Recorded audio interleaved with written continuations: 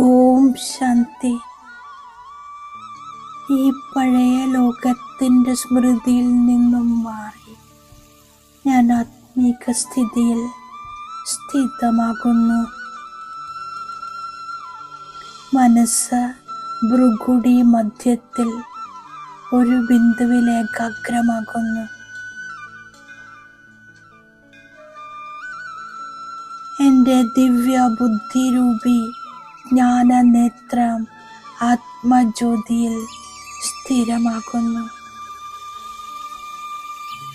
എൻ്റെ സത്യസ്വരൂപത്തിൽ സ്ഥിതമായി ദേഹബോധത്തിൻ്റെ സ്മൃതിയിൽ നിന്നും മാറുന്നു. ഞാൻ അനുഭവം ചെയ്യുന്നു, ഞാൻ ചൈതന്യശക്തി വേറെ, ഈ സ്ഥൂലദേഹം വേറെ. ഇതാണ് അശരീരി സ്ഥിതി. ഇപ്പോൾ ഞാൻ ദിവ്യ ജ്യോതി ആത്മാ ഒരു പ്രകാശിക്കുന്ന ശരീരം ധാരണ ചെയ്യുന്നു. ഒരു ഫരിസ്തയായി വളരെ സ്നേഹത്തോടെ പ്രിയപിത ശിവബാബയെ ആഹ്വാനം ചെയ്യുന്നു. എൻ്റെ ഹൃദയത്തിൻ്റെ ശബ്ദം പരമധാമ നിവാസി ഭോലാനാഥ് ശിവബാബയുടെ അടുത്തെത്തുന്നു. ശിവബാബ പരമധാമത്തിൽ നിന്നും ഇറങ്ങി ബ്രഹ്മബാബയുടെ ശരീരത്തിൽ പ്രവേശിച്ച് താഴെ സാകാരവതനത്തിലെത്തുന്നു. 3 ലോകത്തിൻ്റെയും അധികാരി ഇപ്പോൾ എൻ്റെ മുന്നിലാണ്. ഞാൻ ബാബയുടെ അലൗകിക ദിവ്യ സ്വരൂപത്തെ കാണുന്നു. മസ്തകത്തിൽ ജ്ഞാനസൂര്യൻ മിന്നിത്തിളങ്ങുന്നു.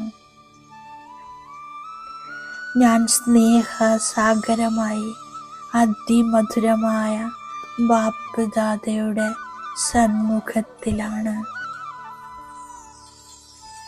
ബാബ എന്നെ കാണുകയാണ്, ഞാൻ ബാബയെ കാണുന്നു. ബാബയോട് ഞാൻ പറയുകയാണ്, പ്രിയ ബാബ, ഞാൻ ആരാണോ എങ്ങനെയാണോ അങ്ങയുടേതാണ്.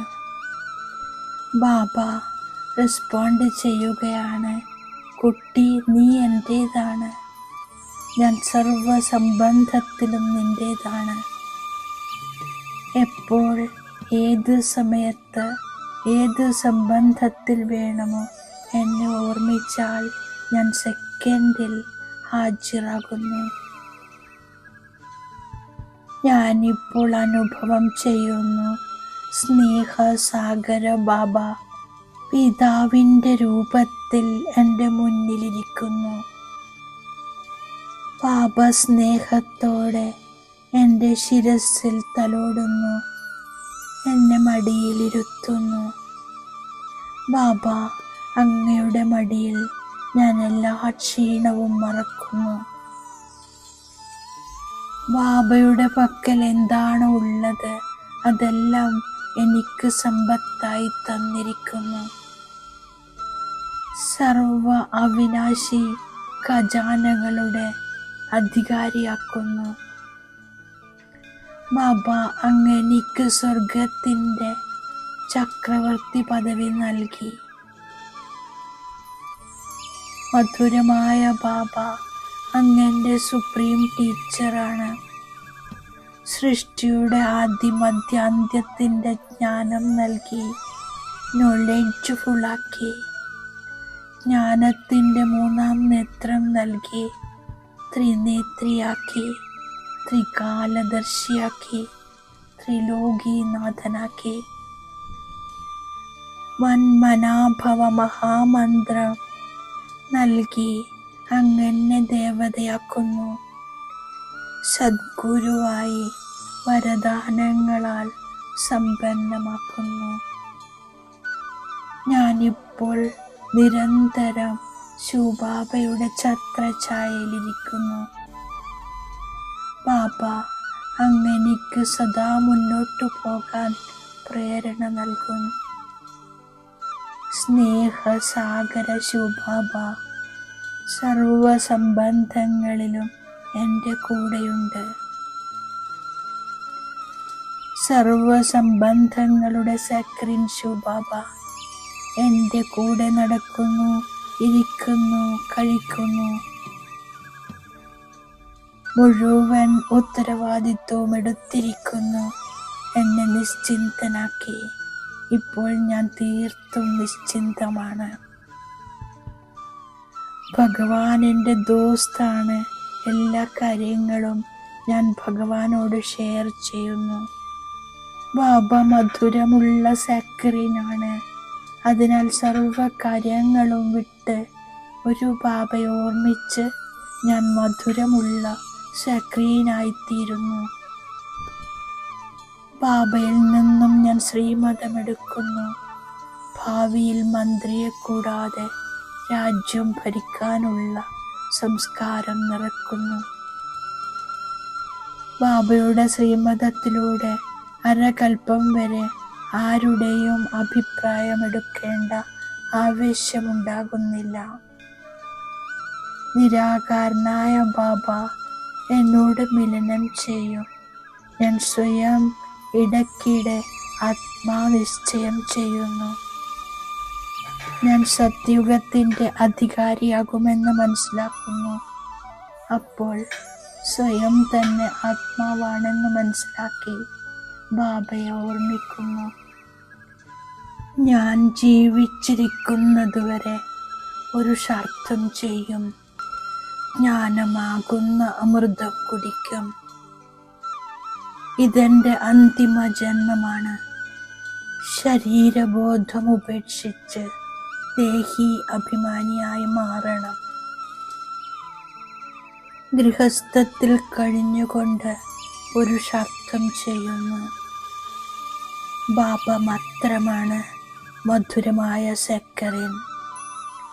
ഞാൻ എല്ലാ കാര്യങ്ങളും ഉപേക്ഷിച്ച് മധുരമായ സക്രീനായി മാറുന്നു. സദോ പ്രധാനമായി മാറുന്നതിന് വേണ്ടി ഓർമ്മയുടെ യാത്രയിൽ കഴിയുന്നു. ആത്മാവിന് യോഗാഗ്നിയിലൂടെ പവിത്രമാകണം. ഞാൻ പ്രകാശസ്തംഭമാകുന്നു. മറ്റുള്ളവർക്കും വഴി പറഞ്ഞു കൊടുക്കണം. ഭഗവാന്റെ വാക്കുകളാണ് മന്മനാഭവ. ഭഗവാന്റെ മഹാവാക്യമാണ് വിനാശകാലെ വിപരീത ബുദ്ധി നശിക്കുന്നു.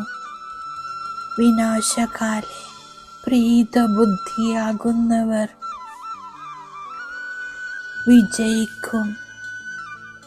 പ്രീത ബുദ്ധിക്കനുസരിച്ച് ഉയർന്ന പദവി പ്രാപ്തമാകും. ഞാൻ ബാബയുടെ നിർദ്ദേശമനുസരിക്കുന്നു.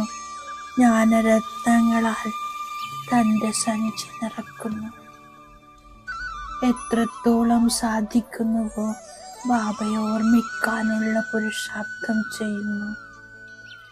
ബാബയോട് സത്യമായ പ്രീതി വെച്ച് ബാബയ്ക്ക് സമാനം മധുരമായ സക്രീനാകുന്നു. ഞാൻ ബാബ തന്നിരിക്കുന്ന വരദാനത്തിൻ്റെ സ്വരൂപമാകുന്നു.